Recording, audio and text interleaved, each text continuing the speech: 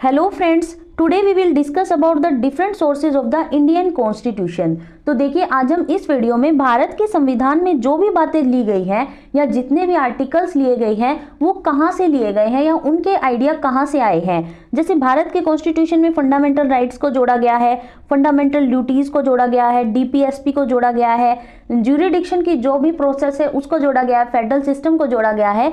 तो वो sub article या उन सब का आइडिया कहाँ से भारत ने अपने संविधान में जोड़ा है, उन सब के बारे में हम डिटेल से पढ़ेंगे। देखिए, जब हमने फर्स्ट चैप्टर पढ़ा था उसमें हमने गवर्नमेंट ऑफ इंडिया एक्ट 1935 के बारे में पढ़ा था। वहां हमने पढ़ा था कि इस एक्ट को मिनी कॉन्स्टिट्यूशन भी कहा जाता है। तो इस एक्ट को मिनी कॉन्स्टिट्यूशन क्यों कहा जाता है? क्योंकि भारत के संविधान में आज जितनी भी बातें हैं वो सब उनका मतलब मैक्सिमम पार्ट है ना, जो वो इसी एक्ट से लिया गया है। तो इन सब के बारे में हम डिटेल से पढ़ेंगे कि कौन कौन सी ऐसी बातें हैं जो गवर्नमेंट ऑफ इंडिया एक्ट से ली गई हैं और कौन सी ऐसी बातें हैं जो दूसरे देशों के संविधान से ली है हमने। ठीक है, तो चलिए स्टार्ट करते हैं। Although the skeleton of the Constitution was derived from the Government of India Act 1935, तो देखिए सबसे पहले यही बात लिखी गई है कि यद्यपि भारत का जो कॉन्स्टिट्यूशन है उसका ढांचा कहाँ से डिराइव किया गया है, गवर्नमेंट ऑफ इंडिया एक्ट 1935 से, लेकिन फिर भी क्या है, many provisions were imported from the constitution of the world. लेकिन बहुत सारे ऐसे प्रोविजंस हैं जो विश्व के दूसरे संविधानों से भी जोड़े गए हैं। Some of them are listed below along with the Government of India Act 1935। उनमें से कुछ बातें नीचे बताई गई हैं और साथ साथ में क्या बताया गया है, गवर्नमेंट ऑफ इंडिया एक्ट 1935 के बारे में भी बताया गया है कि 1935 के एक्ट से भी क्या लिया है। तो चलिए देखते हैं। सबसे पहले है गवर्नमेंट ऑफ इंडिया एक्ट 1935 कि 1935 के एक्ट से क्या लिया गया है। This act formed the basis or blueprint of the Constitution of India with the features of federal system, office of governor, emergency powers, etc. तो देखिए इसमें क्या कहा गया है कि इस एक्ट ने क्या बनाया, ब्लूप्रिंट तैयार किया था। किसका? कॉन्स्टिट्यूशन का। किसका? या बेस कह लो या ब्लूप्रिंट कह लो, तो गवर्नमेंट ऑफ इंडिया एक्ट 1935 ने ही हमारे भारत के संविधान का एक ब्लूप्रिंट तैयार किया था। उसने अपने साथ क्या लेके आया? वो फेडरल सिस्टम। फेडरल सिस्टम का तो हम इन चीज़ों के बारे में वैसे आगे पढ़ेंगे, ये फेडरल सिस्टम क्या होता है। आप यहाँ पर सिर्फ यही जान लीजिए, जो संघात्मक सिस्टम है ना हमारा, जो भाई हमारी जो पावर्स को या हमारी चीज़ों को बांटा गया है ना डिफरेंट उसमें, उसको ही फेडरल सिस्टम कहा जाता है। ऑफिस ऑफ गवर्नर, और जो गवर्नर का ऑफिस है वो भी कहाँ से लिया गया, उसका आइडिया 1935 के एक्ट से। और इमरजेंसी पावर, आपने पढ़ाई होगा कि कई बार देश में इमरजेंसी लगा दी जाती है, तो जो इमरजेंसी पावर है सरकार की वो कहाँ से ली गई है, 1935 के एक्ट से। Beside the constitution of India has borrowed from the, और इनके अलावा भी जो भारत के संविधान में कुछ चीजें जोड़ी गई हैं वो कहाँ से जोड़ी गई है उनके बारे में बताया गया है।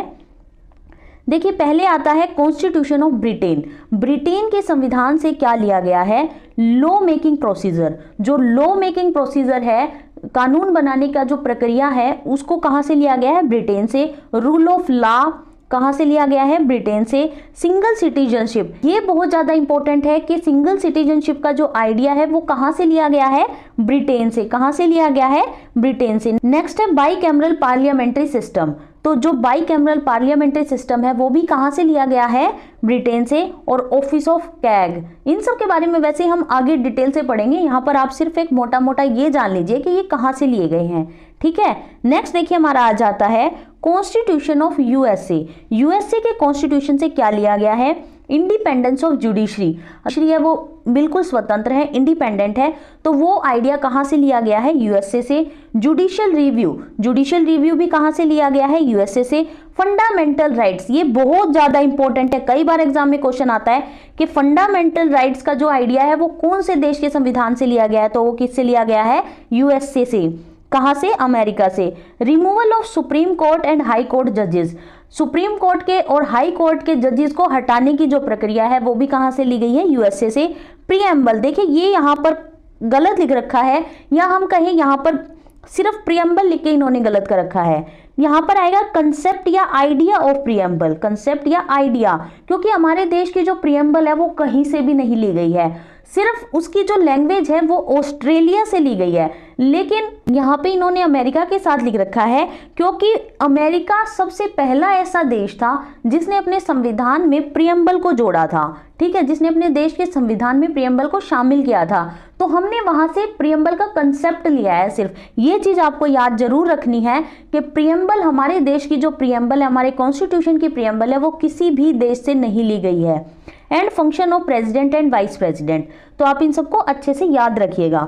नेक्स्ट आ जाता है कॉन्स्टिट्यूशन ऑफ कनाडा। कनाडा के संविधान से अब क्या क्या लिया गया है? फेडरेशन विद स्ट्रॉन्ग सेंटर, ठीक है, कि जो सेंटर की जो पावर होगी वो सबसे ज्यादा होगी।